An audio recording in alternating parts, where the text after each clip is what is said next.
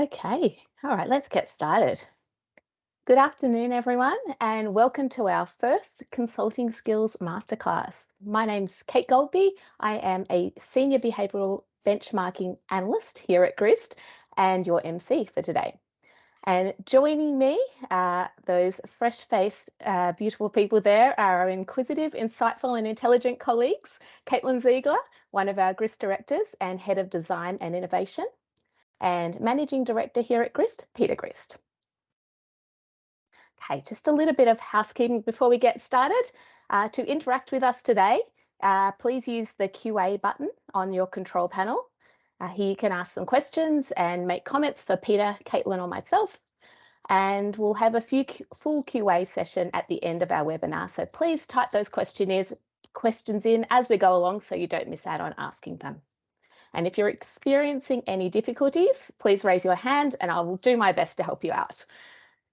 Okay, we'll also be sending a follow-up email to you all tomorrow with the link to the recording of today's session and any materials that Peter covers. So feel free just to sit back and relax and enjoy. Okay, let me just stop sharing my screen. Here we go. Okay, so today we are going to have a discussion with Peter. Well, Caitlin is going to be leading our conversation with Peter, whose 30 years of experience working with a variety of customer-focused organisations has provided him with a really unique insight into critical consulting skills required to adapt to the future business world. So I can't wait to hear your thoughts, Peter, and over to you, Caitlin. Thanks, Kate, and welcome, Peter, to our webinar today. I'm really excited to listen through to these insights as well. We are talking about consulting skills and sort of specifically around those consulting skills that learning and development need. I have heard you say before that learning and development has never, ever been so critical to an organisation's success. Can you start off by just explaining why you think that, that is? Excellent. Well, thanks for having me. Yeah, it's a really interesting times, and I don't think that anyone that argue that we're not living in times where we're seeing unprecedented change. Through COVID, we saw a massive escalation in the speed of underlying change that was happening inside organisations. And even on the back of that, we're actually now seeing AI starting to play a huge part in the workforce, and that's leading to massive amounts of change. And the World Economic Forum has been looking into this, and their latest report is saying that 6 in every 10 workers will need to be retrained by 2027. So if we just stop and think about that's 60% of the entire workforce is going to have to be redeveloped in some way for them to make that transition to the changes that we're going to see. And then if the amount of change that's coming down the line to us is not a big enough challenge as well, for those industries now that have large chunks of their workforces working from home, they actually don't have some of the tools that were traditionally used to train people. Let's face it, people do learn from training, but most of what they learn is by osmosis from others while being on the job. Now we've got all these people working from home, so we've got an increased need for training and development, and we've actually taken away some of the tools that organisations used to use to get learning and development done. So you put those two things together, and I think that means that L&D is going to play an absolutely critical role in the future. Yeah, and look, I'd like to stay on those sorts of future challenges that we're all going to face, because Australia and New Zealand are going to see some really major shifts in this area over the next few decades. Particularly, we're going to see shifts in demographic change, and that the age of our workforce is going to change dramatically over that time. How is that going to impact an organisation's ability to secure the talent that they need? Yeah, you're right to call that one out, because logically, as a population ages, you end up with a smaller cohort of young people. So not only are we going to have to be trying to reskill people and find people that can do these new roles, we're going to be trying to draw those roles from a smaller cohort of people. So you start to put all these things together. So we've got unprecedented need for training. We need to train more quickly and develop than we ever have before. we don't have some of the tools we used to use that worked very well with training people, and we're trying to get talent from an ever decreasing pool of people. You know, if organisations can't address that challenge, they are going to become irrelevant very, very quickly. So that's where I see L&D really playing a part. Right. So if we take that point then around L&D or learning development being sort of more critical than ever, and we know that we're about to meet all these huge challenges where training and learning becomes central. Can you talk us through just how well equipped do you think the learning development industry is to kind of meet this challenge, these future skills challenges? Yeah. Well, look, whenever there's a major shift in what you want a cohort of people to be actually doing, it's unreasonable to think that they're going to have all the skills that are required to do the job. Like at GRIST, we work with an amazing array of L&D professionals across many industries, and you know, a lot of them understand the challenge, are up for the challenge, and are absolutely facing into those challenges. However, you know, I really think as an industry as a whole, the industry needs to change the way it's thinking and its capability in order for it to play the role it needs to play in helping the organisations address the challenges that are coming down the line. There's a simple model that I want to show today, and many of you on this call would have seen the trusted advisor model. Kate, could you just get that to build right through for us? This is when you realise that you didn't realise that there was some automation in your pack. The trusted advisor model, really simple model. It just talks about if you're down the lower left-hand side, this is how you're operating and how you're perceived by your key stakeholders. So that's a subject matter expert. A little above that is that subject matter expert plus an affiliated field, valuable resource, and a trusted advisor. So if I just give you an example of what that might look like, if you say we were an L&D consulting partner, the request that you might get from a stakeholder if you're a subject matter expert is, design me a customer service training program for my 50 people. And the L&D consultant would pretty much go, yep, no worries, I know how to do that, and run off we'd go and get it done. The subject matter expert might be that, you know, with an affiliated field, you get asked the same question about the training program, but in that case, the L&D expert would be sort of going, well, I can certainly get you a great training program, but what about what happens when they go back into the workforce, and what about leaders, and are they going to help coach? You know, that would be that sort of affiliated field. And then the valuable resource, you know, once you get to that level, the requests that are coming to you are slightly different and earlier on in the actual process of the decision making. So you might get a request there of, you know, I'm trying to lift the productivity of my people, and I think it could be something to do with their systems knowledge. And then, you know, in that case, the L&D expert would be then drilling down and asking some questions.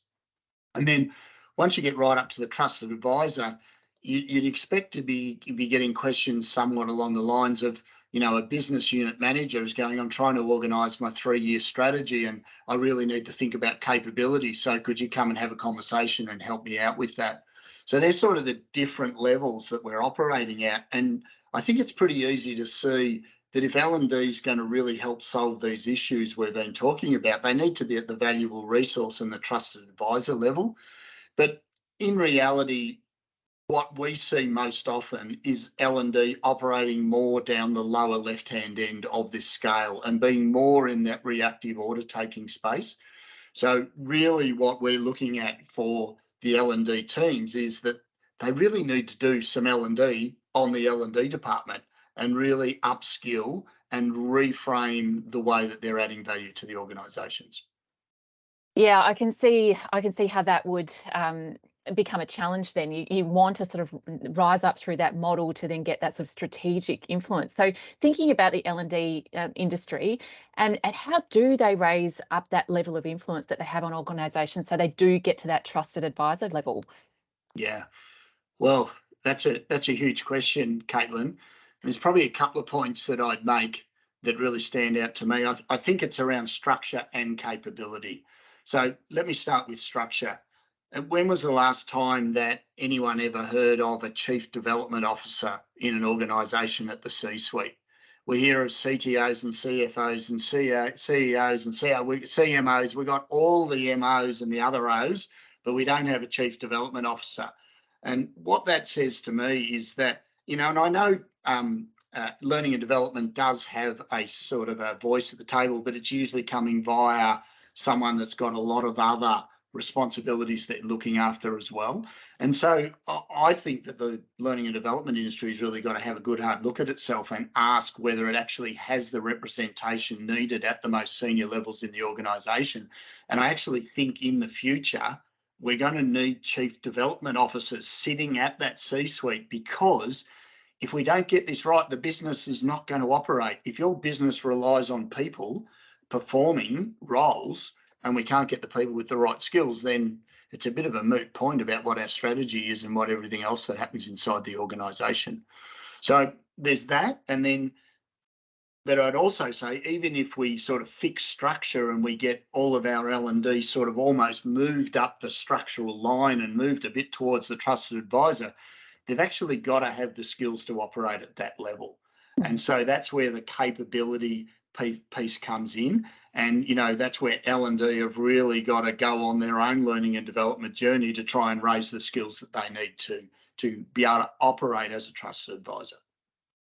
So I think you're saying there, Pete, that L&D need to take some of their own medicine there. And I do like that. I like that as an idea that we do need to look at our own learning as L&D specialists. Yes. So thinking about that then, what are the skills that that learning development need to lift you know, our level of influence, and so we get more towards that trusted advisor space?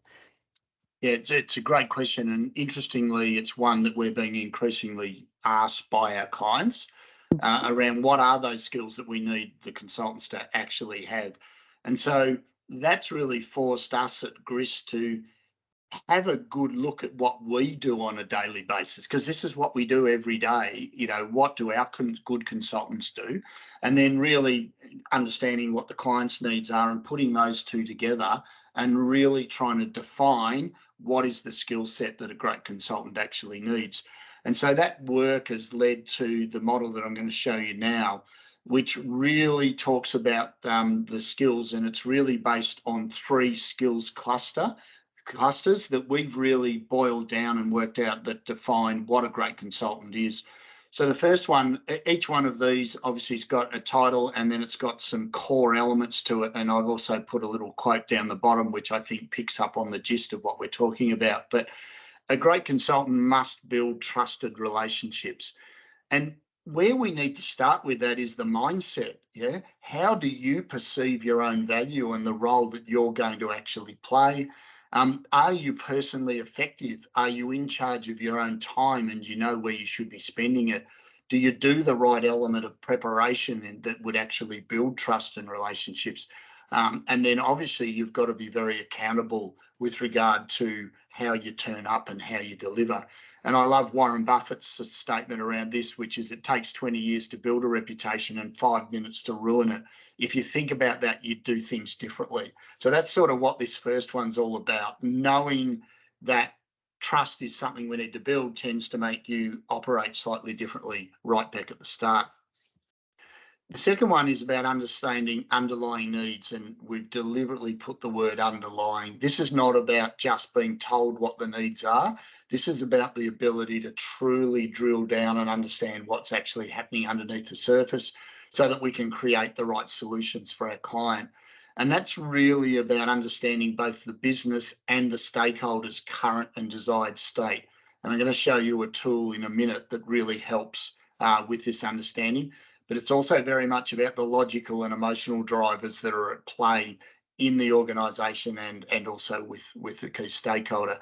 And I love Henry Ford's quote, if I'd asked people what they wanted, they would have said faster horses. So I don't want to discount, you know, your stakeholder says, this is my problem. I don't want to discount that, but often they're actually asking for a faster horse. And what you actually need to do is dig down through the surface and find out that they might actually need a car. So that's that understanding underlying needs. And then finally, you've got to be able to create and sell impactful solutions, because the solution you come up with might not be what the stakeholder was actually thinking where they were going in the first place. So You've got to be able to create it, which is complex problem solving, which is becoming a bigger and bigger issue in this future skills space. We've got to ensure application. Far too many training development programs are all about the training aspect and not about the application. We have to be able to measure impact. And then obviously to get all that over the line, you need to be really good at influencing without authority, because we're usually acting as a business partner. We're not in that sort of leadership space. And I love Alexander Dumas's statement here: nothing breeds success like success. So if you're going to build your trusted relationship and get to become a trusted advisor, then success will help get you there. But success is also the thing that makes your program successful and endure inside the organisation. So they're the three skills clusters that we've landed on with regard to what it means and what it means to be a great consultant. I love that as a starting point, Pete, because it's a really nice summary of those sorts of skill sets that are so essential to put those consulting skills in action. But what I really do love about what we do at GRIST is there's usually some kind of practical application. I know you mentioned a tool in there, but I would love to hear, for the people listening, how do they put some of these things into practice immediately? Cool. Yep, we are fanatical about application here. So whenever we talk about something, we want people to be able to walk away and do something differently immediately. So, and there's a couple of tools that I want to share with you today, and these are deliberately around giving you something that you can walk away and use. The first one is just a planning tool, and this is about building trust. In the building trust area, trusted relationships, we have the concept of preparation. This is a really simple tool, and there's nothing on this tool that anyone listening won't have seen before. But what I would ask is, how often do we really do the preparation that's required before we actually go and have some of those key meetings? So this is a simple tool that just asks you to think through who are the actual stakeholders that are attending the meeting. What is the purpose and the focus and the goals of the meeting? You know, why is it important? What's in it for the stakeholders? Think about the how, the location, the time frame, how long, what's the agenda, how the question's going to, what questions we're going to ask and how the stakeholder might respond. And then really thinking about the outcomes that we're hoping to achieve. Now, obviously the outcomes might differ once we have the conversation, but we need to be clear about where we're aiming to get to in the meeting before we actually start. Now, I'm sure we're looking at this, people are looking at this and going, oh, come on, that's all simple stuff. We know all that. But what I will guarantee, if before critical meetings you use, it only takes 5 minutes, you use this 5 minutes planner, and then you, particularly if you do it prior to the meeting, you could send a really well-crafted agenda to the stakeholder before the meeting so that they could actually read through it and they could comment as to whether the agenda was on track or not. But just think about how much more effective meetings would be. Think about how you would be perceived by the stakeholder if you had done those things even before the meeting. So, you know, this is a whole lot of simple preparation techniques just put together and delivered in a disciplined way. That's part of the trick to actually becoming trusted. I do love that planning tool. I must say it's one I use constantly and do find it extremely useful. I reckon I've got it down to 2 minutes, Peter, my planning tool. So that it's really super quick. Yeah. But I want to go back to something else that you said and something in those competencies. I was really intrigued by the understanding underlying needs competency, because it is quite different to how we're used to working and learning often, rather than that sort of order down to not just what they are asking for, but what is the underlying need. Yep. Is there something that you can show us today around that, about how you address those underlying needs, that sort of analysis? Yes. Caitlin, you'll know well, this is the bit I love best. I absolutely love those meetings where you are meeting a client or a stakeholder for the first time and you're trying to understand what's actually going on in their business. And we have a tool that we use consistently for really trying to help organisations understand what's really going on. And it's based on this simple tool. We just use this, we call this tool the sort of psychology of performance. But what it's really saying is that, you know, particularly in organisations that have lots of people, the results that they're going to get are based on the behaviours of their people. Yeah. However, the behaviours that people consistently demonstrate are based on an underlying mindset or a set of beliefs about the right thing to do at this particular point in time. But the really interesting thing is when you drill down even further and you're asked, well, where did that mindset or that belief actually come from? What we find in most cases is that it's coming from experiences that those people are having inside that very organisation that they're working for right now. Now, I'm not discounting that some people have had experiences outside of work that impact how we behave when we're at work, but in our experience, the majority of these experiences are actually coming from the day-to-day experiences they're having on the job. So a really good way to use this particular model is then to use it to establish the current and the desired state inside an organisation. So Kate, if we could just jump to the next slide there. If we actually use it as a diagnostic tool and we focus our questions on these different levels, and we actually tend to work down the left-hand side and back up the right-hand side, we can clearly establish the gap for the key stakeholder. So we might start by asking about the results that are happening in the organisation. Where are they now? Where would you like them to be? What do you think people are doing inside this organisation that are leading to those results? What would we need to get them doing more of if we were going to achieve the results we needed? Why do you think people are behaving that way? What is it? What are they thinking? How would we need to change their thinking in the future? And where do you think those beliefs are coming from? What experiences are they having with their leaders, with their systems, with their process, with the compliance guys, yeah? And what would that need to change too? Now, imagine if you're sitting in front of a stakeholder and you can get them to clearly articulate this, and then in a really good summary, you can repeat this back to them. I will guarantee that you've got them at hello, yeah? You've pretty much almost got yourself up into that trusted advisor space. And it'll be certainly something that has never been done with them before. And it'll be a greater depth of understanding of their problem than they've had before you turned up. And so, Kate, just one more slide. And then the beauty about this is, particularly if you're an L&D consultant, just go one more, Kate, please. Means that you can now build the solution. We're very clear about what the problem is at a results level and what we're trying to achieve. But our solution now needs to close all of the gaps at all of these three levels, yeah? And so that then means that as an L&D consultant, I'm not just producing training programs now, I'm actually producing holistic change programs that'll have a long-term impact on the business. This is the sort of thinking that's going to be required to help organisations address these major challenges.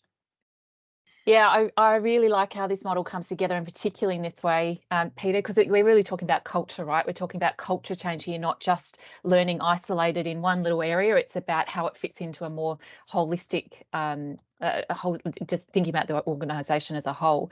Yes. I also really love that mindset is often something that's so difficult to dig into because it's not something that we see. It is something that's quite invisible, not something you can really assess very easily. But with that model, if you fill in all the boxes around it, you can make a pretty good guess at what's happening in that mindset space without actually having to see it, because the other stuff is so observable.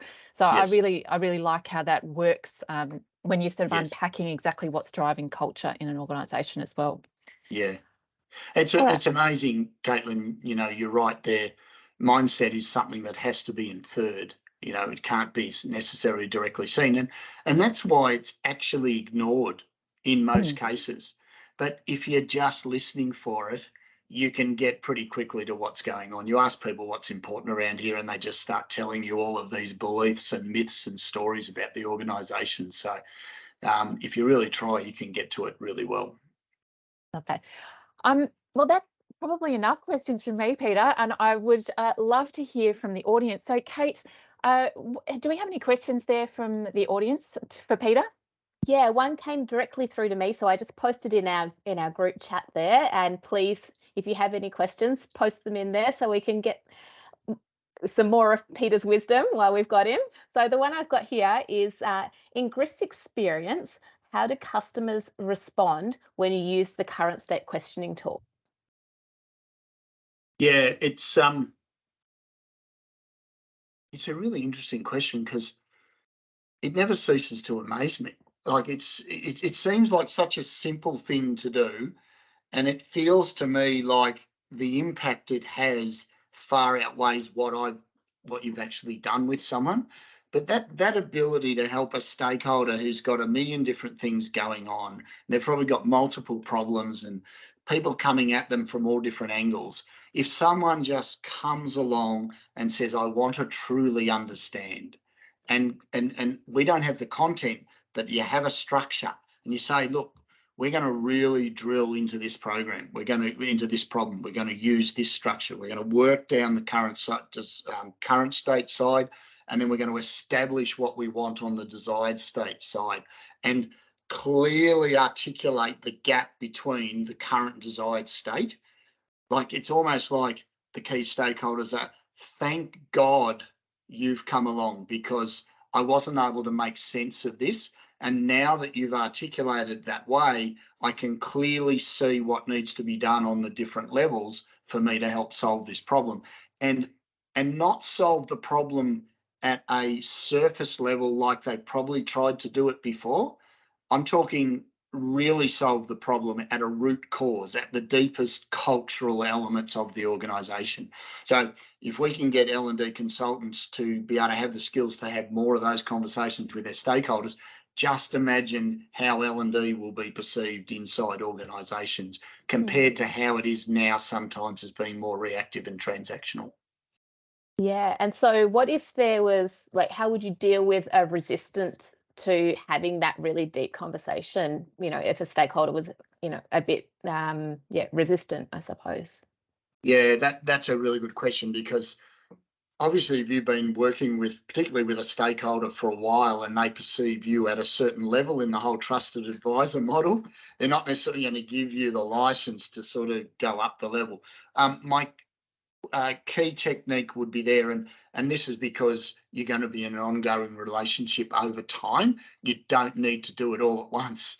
Just get a little bit closer each time. Think of one more question that goes a little bit deeper this meeting, and then get that and earn the right and have a good chat. And then the very next meeting, add another one on and try and build out that understanding over time. You don't have to do it all at once. And trust, that's, as Warren Buffett said, trust is built over time. It can be lost in an instant, but it's built over time. So don't rush it. Give yourself space and just really pick it off piece by piece, Kate. Yeah. Kind of like going to a good therapist. They just like get in there really slowly. Absolutely. Well, maybe these are good therapy skills as well, Kate. There you go. Very applicable.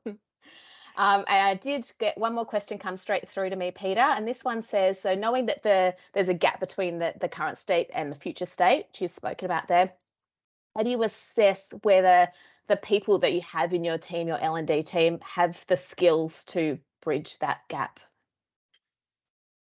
Yeah, it's that all comes down to really having an assessment standard and clearly defining what you would actually see people doing. Like so many competencies are assessed at sort of such a high level that you read the competency and you can't even really work out what the competency is trying to say, and then you're trying to rate yourself against it. We tend to work on the other end of the scale, which is very much about defining frameworks as behaviours that you could actually see someone doing. So the way we build that framework that we've been discussing today, it's deliberately behavioural. And what you can do is you can go through it and you can just look through and you go, have I seen this individual doing this sometime, maybe never, maybe sometimes in certain situations, but maybe they consistently do it as well. And so, okay, we can mark them off on that one. Let's go through and then let's assess, yeah? But a really good behavioural framework for assessment is an essential part. And then what you can do is you can start to develop incrementally, one by one, those behaviours as we build the capability. Yeah, fantastic. And Martin McMahon has just posted a question. Thanks, Martin. Peter, is there a danger of starting with the current state anchor clients in what they have done in the past? So is there a danger of starting with the current state? Yeah. Yeah. Yeah, and look, to some degree, the model is flexible. You know, if you know someone that is probably a bit anchored in the past, you might actually start on the future state. So absolutely. One way or another, to get this model to work, you need to address both. There's a great psychological principle called cognitive dissonance, and it's the psychological discomfort that comes from knowing that there's a gap between where I am now and what I'm doing, and where I actually want to be and what I need to be doing. And let's face it, whenever we're selling and influencing people, we're trying to create cognitive dissonance, yeah? We're trying to create that discomfort that will lead to action from one state to the other. So I'm not too worried about how you go about it and whether you want to start in the current, the desired state. And it probably would depend a little bit on the personality profile of the individual, which one they like talking about as well. But one way or another, we've got to cover both. So hopefully, Martin, that helps answer your question. Great, thanks, Peter. And we don't have any more questions, Caitlin. I'll throw back to you. All right, well, now it's time for our 1 minute spruik, because if you have enjoyed listening to Peter today, and thank you, Peter, for a really great discussion and some great insights around those sorts of consulting skills that L&D professionals can really harness to move up that influencing level and that strategic level in an organisation. What we're actually doing next year, which is the first time that we've done it at GRIST, is actually opening up this consulting skills program to the general public. So we have got a public program around our consulting skills. We're running it early next year. It does go over a 3-month period, and you can see we've got a little bit of some detail up there about what that looks like. Kate is also going to post a link in our chat now to our website, where you've got a whole bunch of information around what that looks like, what it costs, what sort of expertise you need to come in, what sort of pre-work you need to do to come into that sort of course. So if you've enjoyed the conversation today with Peter and you'd really like to know a little bit more about consulting skills, if you're an L&D professional yourself, or you have a team you think might be interested in learning further tools and really addressing those skill sets that Peter talked about, then it would be worth you having a look at this course that we are running next year as well.